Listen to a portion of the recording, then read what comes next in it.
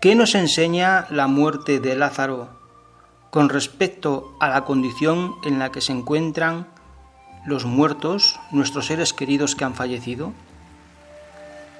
Pero antes de dar respuesta a esta cuestión, vamos a ver juntos un corte de película de varios minutos y posteriormente pasaremos a desarrollar el tema. Nuestro amigo Lázaro duerme, pero voy a despertarle de su sueño. Señor, si duerme, se recuperará. Lázaro ha muerto. Y me alegro por vosotros de no haber estado allí, para que creáis. Así que vayamos a él. Señor, si hubieses estado aquí, mi hermano no habría muerto. Yo soy la resurrección y la vida. El que cree en mí, aunque esté muerto, vivirá.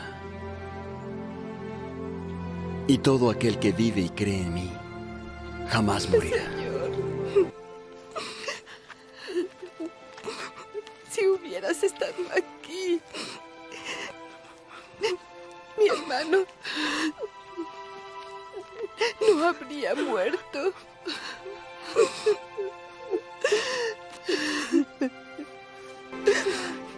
¿Dónde está el cuerpo?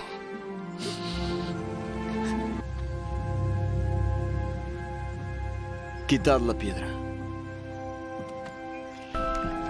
Pues lleva 4 días. ¿No te he dicho que si has de creer verás tú la gloria de Dios?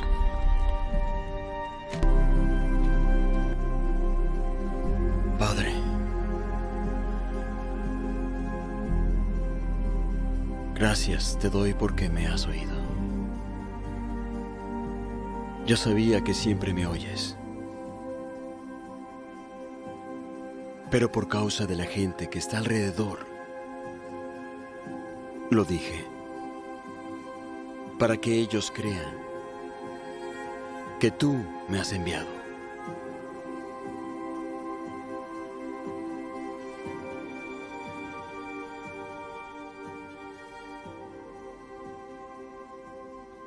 Lázaro, ven fuera.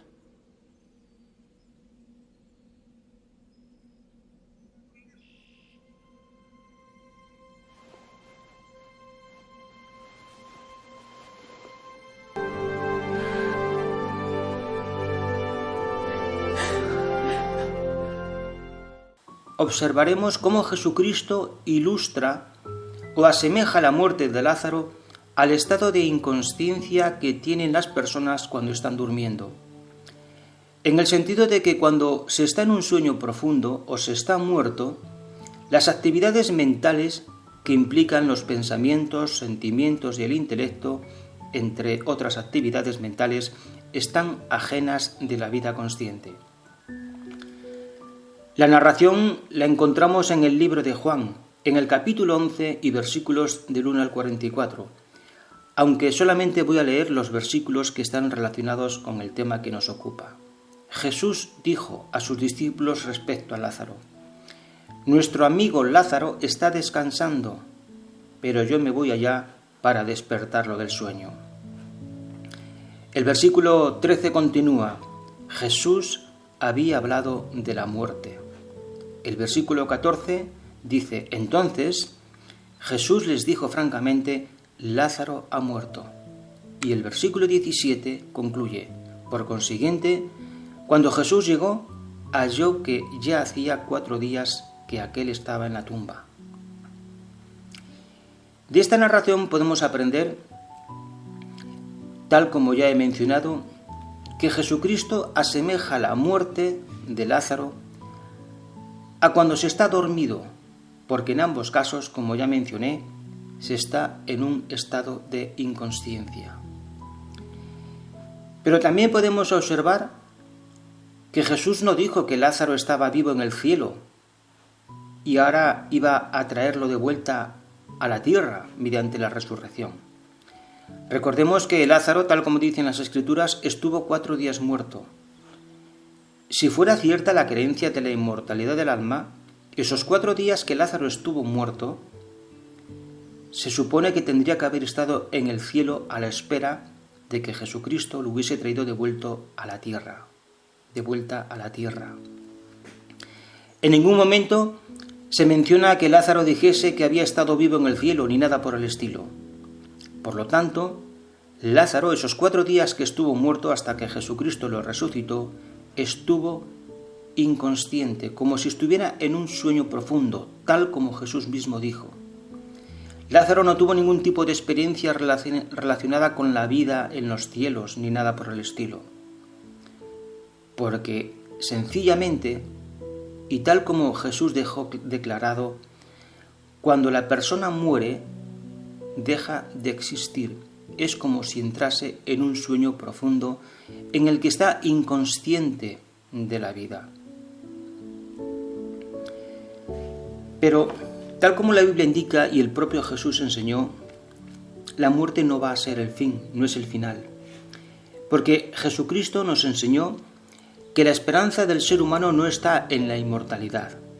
La esperanza del ser humano está en la resurrección de los muertos. Y eso es lo que vino a enseñar Jesucristo a la humanidad. Por lo tanto, Jesucristo declaró que las personas que están muertas, es decir, que están dormidas en un sueño profundo en la condición de la muerte, a su debido tiempo, Jesucristo los devolverá a la vida en la resurrección. Esto se llevará a cabo cuando Jesucristo mismo intervenga en los asuntos humanos y traiga consigo el reino de Dios, ese reino que Jesús nos enseñó a pedir en esa oración tan mundialmente conocida como es el Padre Nuestro, que se encuentra en Mateo, en el Evangelio de Mateo, capítulo 6 y versículo 10. Aquí Jesucristo, entre otras cosas, nos enseñó a pedir cuando dijo: venga a nosotros tu reino y efectúese tu voluntad tanto en la tierra como en el cielo. La muerte no es el final.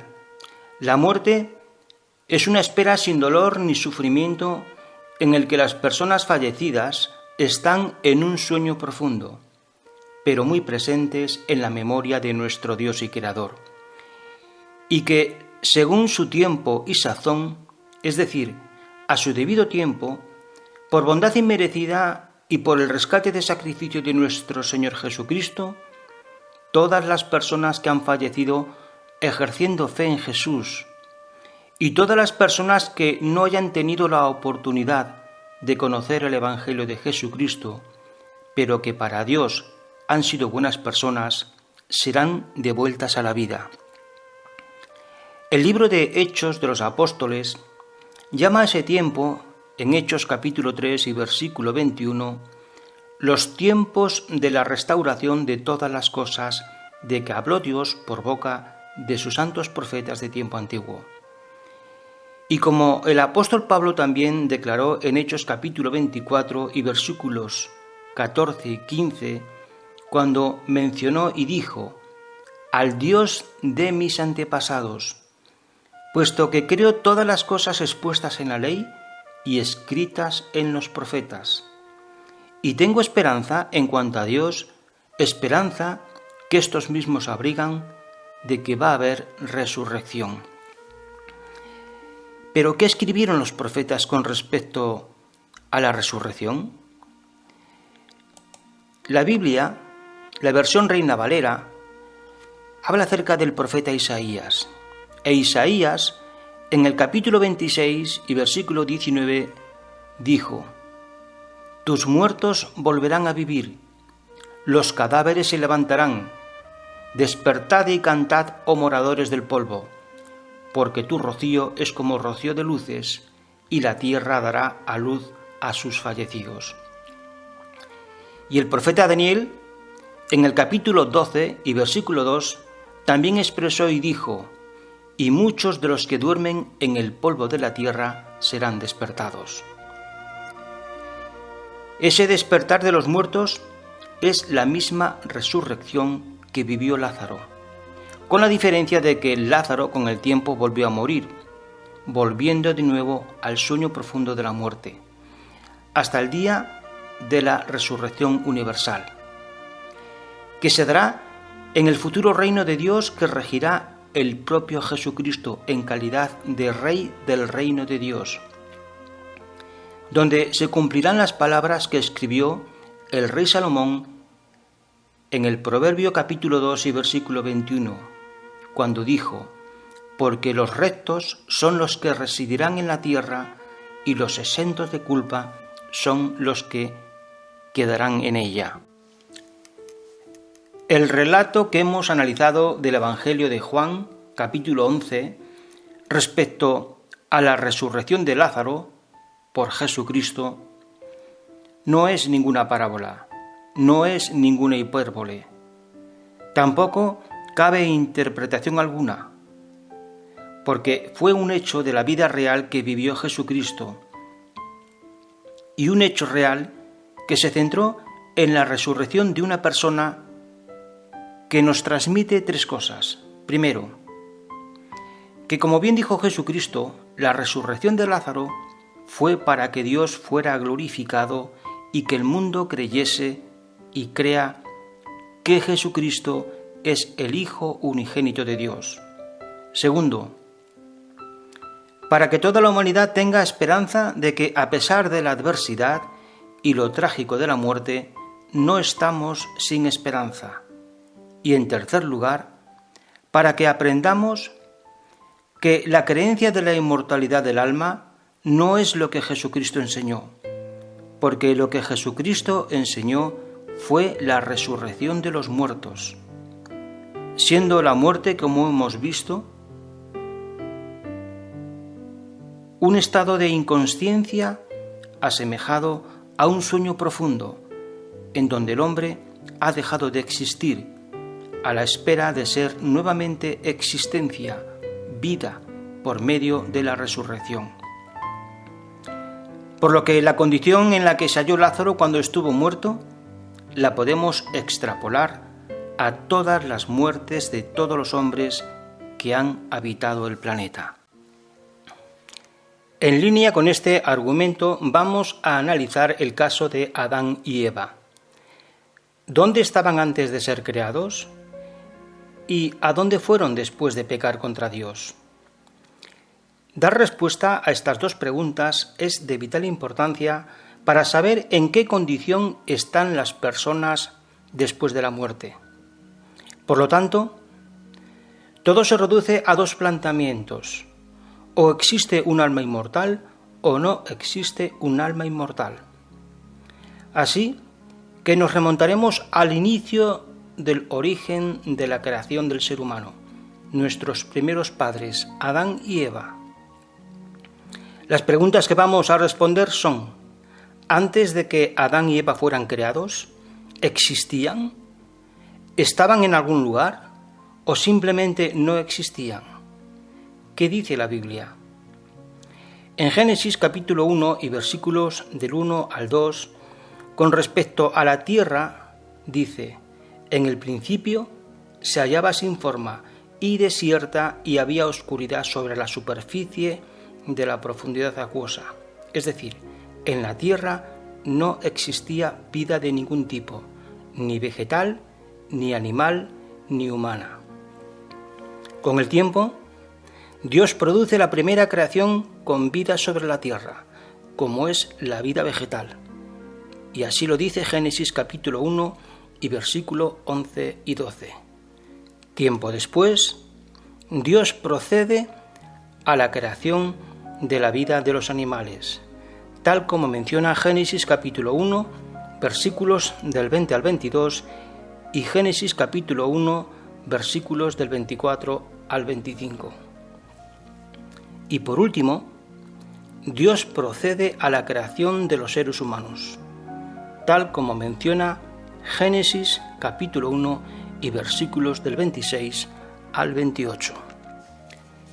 Centrándonos en la creación de los seres humanos, Génesis capítulo 1 y versículo 26 dice: y Dios pasó a decir: hagamos al hombre, El verbo hagamos evoca el originar algo nuevo, que no existe ni existía, al igual que pasó con el resto de los seres vivos creados sobre la tierra. Y es tal como lo muestra Génesis capítulo 2 y versículo del 7 al 9. Por lo tanto, a los seres humanos no se les introdujo o transfirió un espíritu o alma, sino que fueron creados de la propia tierra. Fue una creación singular, diferente a la naturaleza de toda la vida o de toda la creación de vida inteligente que reside en los cielos. Pero tenían la misma perspectiva de tener una vida sin fin.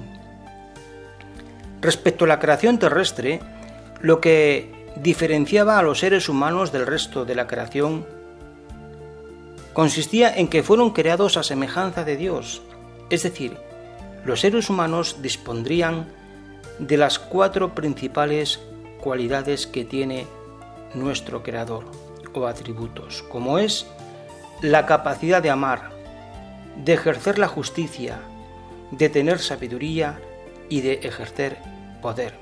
Porque recordemos que a los hombres se les dijo o se les dio la capacidad de sojuzgar la tierra. Pero además, Dios otorgó a los seres humanos, a esta nueva creación, el libre albedrío, y esto implicaba que los seres humanos dispondrían de libertad para tomar sus propias decisiones. Una de las condiciones que Dios impuso a su nueva creación inteligente sobre la tierra, para que siguiera viviendo de forma indefinida, se encuentra en Génesis capítulo 2 y versículos del 15 al 17. Aquí expresa Dios: en cuanto al árbol del conocimiento de lo bueno y lo malo, no debes comer de él, porque en el día que comas de él, positivamente morirás. Desgraciadamente, la primera creación humana, los que habrían de ser los padres de toda la humanidad, Adán y Eva, desobedecieron a Dios. ¿Y qué pasaría a continuación? Quiero hacer énfasis a 2 expresiones. La primera se encuentra en Génesis capítulo 2 y versículo 17, que dice: positivamente morirás. Y la otra expresión se encuentra en Génesis capítulo 3 y versículo 18 y 19, que dice: volverás al suelo, porque de él fuiste tomado, porque polvo eres y a polvo volverás. Es decir, la Biblia asemeja la muerte a volver al polvo del que fue tomado. O dicho de otra manera, fueron creados de la tierra y volverían a la tierra. Y esta aseveración de la Biblia concuerda con lo que la ciencia nos ha demostrado. Y la ciencia nos ha demostrado que Dios formó al hombre del polvo, porque nuestro cuerpo está hecho del polvo de la tierra. Los científicos han descubierto que el cuerpo humano se compone de 28 elementos, todos encontrados precisamente en la tierra.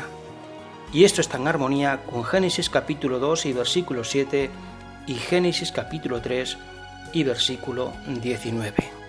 Precisamente el profeta Isaías, en Isaías capítulo 26 y versículo 19, nos dice el lugar donde están las personas que han muerto. Dice: tus muertos volverán a vivir, los cadáveres se levantarán. Despertad y cantad, oh moradores del polvo, porque tu rocío es como rocío de luces, y la tierra dará a luz a sus fallecidos. Al mismo tiempo, el profeta Daniel, en Daniel capítulo 12 y versículo 2, dice: y muchos de los que duermen en el polvo de la tierra serán levantados o serán despertados.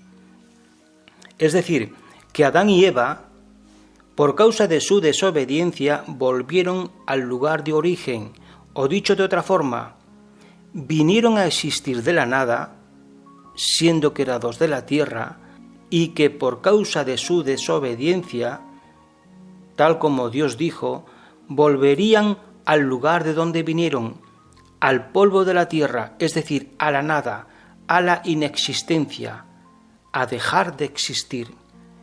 El relato bíblico en ningún momento sugiere que la muerte por la desobediencia implicaría el seguir viviendo como seres espíritus o en forma de un alma inmortal, ni en el cielo, ni en el infierno, ni en ningún otro lugar. Para Dios, los seres humanos solo tenían dos opciones: existir como moradores de la tierra o no existir. Sin embargo, prestemos atención a lo que les dijo a Adán y Eva la serpiente, y sabemos que la serpiente en la Biblia se la identifica con Satanás el diablo. Esto lo menciona Apocalipsis capítulo 12 y versículo 9. Satanás el diablo, la serpiente, dijo a Eva, y leo textualmente de Génesis capítulo 3 y versículos del 1 al 5.